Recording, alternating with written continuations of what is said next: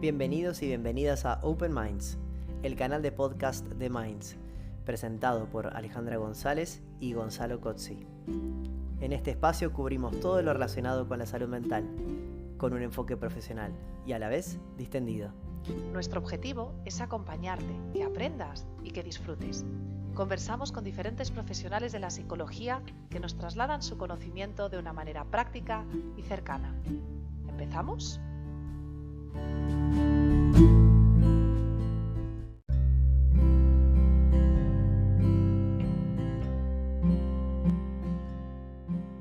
En el episodio de hoy vamos a estar hablando sobre depresión y ansiedad con Malcolm Turano. Malcolm Turano es licenciado en Psicología por la Universidad de Buenos Aires y diplomado en Trastornos de Ansiedad, Estrés y Depresión por la Universidad de Ciencias Empresariales y Sociales. Ha participado en numerosos congresos nacionales e internacionales y es autor de la investigación La Identificación Proyectiva. Se ha desempeñado como psicólogo tanto en el Hospital de Día, perteneciente al Hospital de Lanús, provincia de Buenos Aires, como en otras dos fundaciones, donde ha trabajado en el área clínica de terapias grupales de jóvenes y adultos. Actualmente, además, se desempeña en el área educativa como docente de adolescentes y jóvenes. Malcolm, te saludo otra vez, muchísimas gracias por acompañarnos. Hola Gonzalo, bueno, muchas gracias. Estoy encantado de estar conversando acá con vos y bienvenidos a todos los que se están sumando a escuchar el podcast. Bueno, para comenzar la conversación creo que sería muy interesante hablar sobre dos conceptos que creo que en el común de la gente se suelen utilizar un poco como intercambiables, ¿no? Y que creo que a veces no se tiene muy en claro qué significa cada uno de ellos. Y ellos son el estrés y la ansiedad. Malcolm, ¿podrías comentarnos cuál es la diferencia entre ellos? Bien, perfecto. Comencemos por definir el estrés.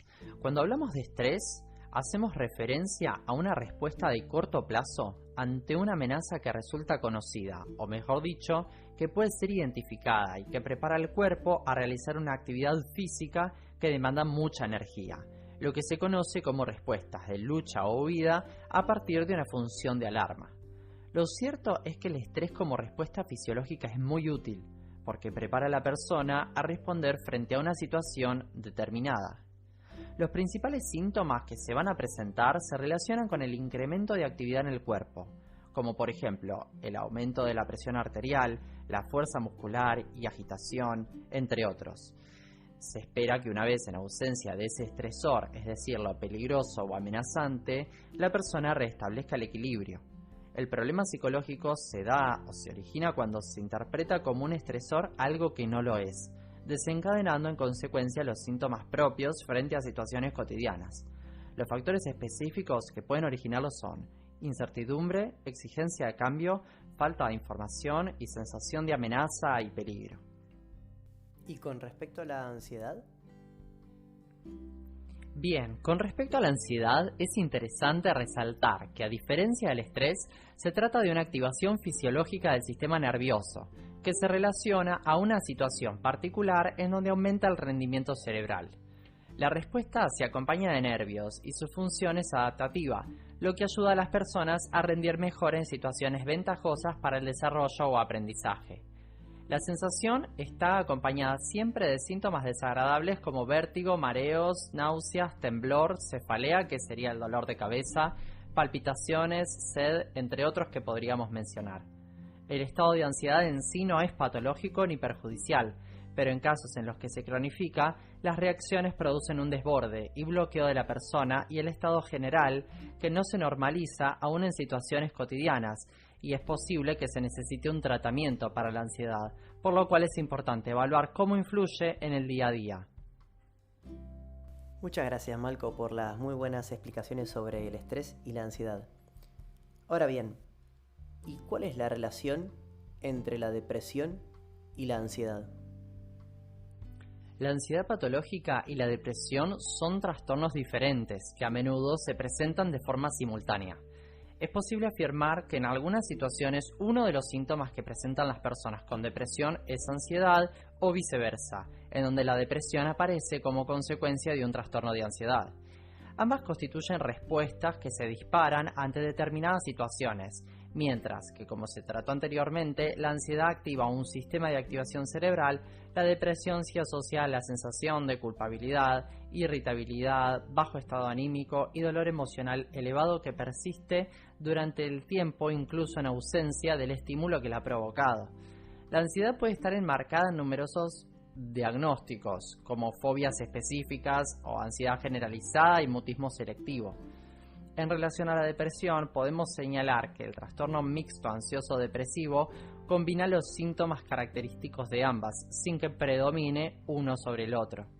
Algunos de ellos son la pérdida de interés, incapacidad de experimentar placer, insatisfacción o estado de ánimo bajo, a su vez preocupación excesiva, irritabilidad o nerviosismo.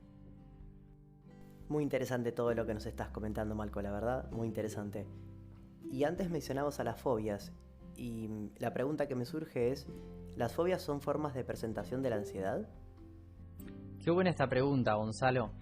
Mirá, se entiende por fobia a un trastorno de ansiedad que se caracteriza por un temor irracional y desproporcionadamente intenso que se manifiesta ante objetos o situaciones concretas y específicas.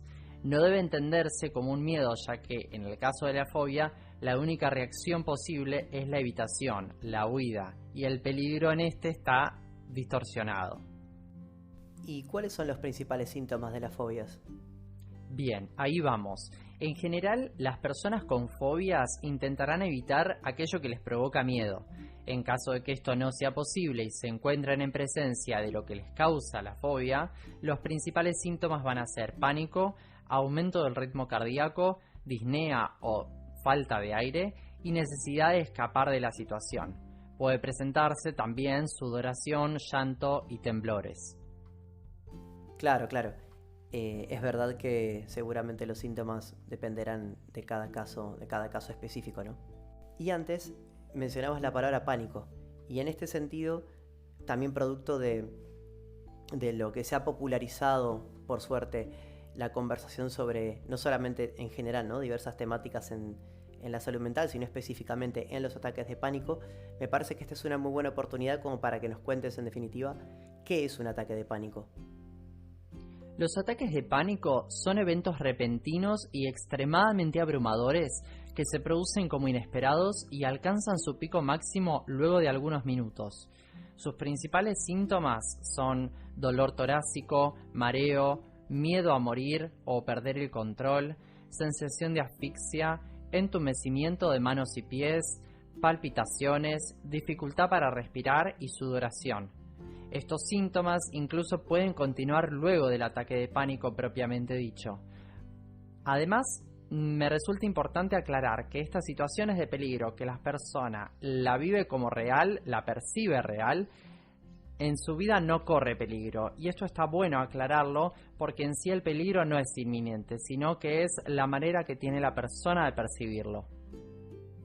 Claro, porque en definitiva, como nos comentabas antes, siempre estamos partiendo de percepciones irracionales, digamos, por así decirlo. Y en este sentido, ¿todas estas situaciones pueden mejorarse con psicoterapia? Totalmente con psicoterapia, en algunos casos también con psicofármacos. Además, va a ser necesario regular ciertas actividades rutinarias que favorezcan a reducir la cantidad o la gravedad de los ataques de pánico. Algunos de estos podrían ser no beber alcohol, hacer ejercicio al menos 30 minutos cada día, dormir bien, disminuir la ingesta de cafeína si se tiene y alimentarse en horas regulares. Sí, lo que entendemos como una vida ordenada, ¿no? Y en este sentido, ¿qué ventajas y desventajas vos crees, Malco, que presenta la terapia grupal frente a la terapia individual en las temáticas que hoy estamos tratando en esta charla? Bien, bueno, en sí se trata de espacios terapéuticos diferentes, en lo que no está de más decir que uno no sustituye al otro. En mi opinión, como principal rasgo de la terapia grupal es la importancia que tiene el trabajo con el otro, no la presencia de la otra persona. En el trabajo terapéutico se contempla a la unidad, al grupo diverso en múltiples sentidos, con historias diferentes, pero con un objetivo común. De esta manera resulta de gran ayuda a las personas desarrollar habilidades específicas de comunicación y socialización, en la que es necesario aceptar puntos de vista diferentes de las demás personas. En algunos casos los problemas de los demás pueden ser diferentes a los propios, pero en muchos casos se observa que son similares, por lo que esto beneficia el desarrollo de la autoconciencia. Una desventaja creo que podría ser que cada integrante del grupo cuenta en sí con menos tiempo que en la terapia individual. Pensemos que habitualmente los grupos los conforman 5 o 6 personas, pero puede llegar a ser más extensa cuando superen las 10 personas, y de esta manera causar cierto cansancio o aburrimiento en determinadas circunstancias para determinadas personas, ¿no? Pero bueno, ante la negación de compartir con los demás cuestiones muy personales, las terapias individuales aquí abren paso. Muy bien, muy buena aclaración, Malco, la verdad. Y ya para ir cerrando, ¿qué le dirías a alguien ahora que ahora mismo nos está escuchando y que no está seguro de si puede estar atravesando una depresión? Bueno, qué bueno que nos estés escuchando, eso es genial. En términos de salud mental, siempre es bueno poder evaluar cómo nos sentimos, cuánto nos afectan determinadas situaciones y emociones y cómo puede verse afectado nuestro rendimiento cotidiano.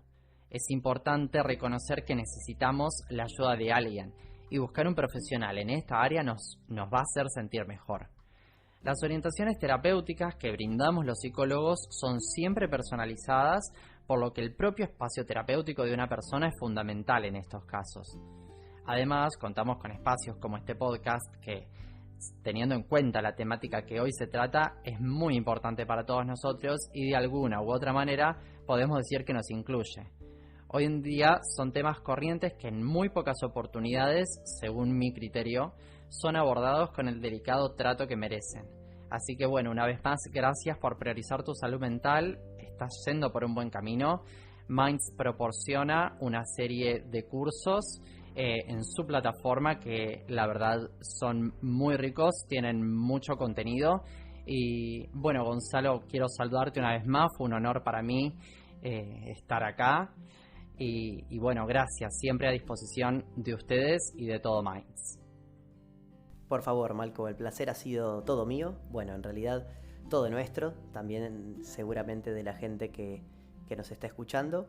Y bueno, en definitiva nos volveremos a ver la próxima vez, ya sea profundizando sobre los temas que hemos visto hoy o bueno, tratando temas diferentes. Muchísimas gracias.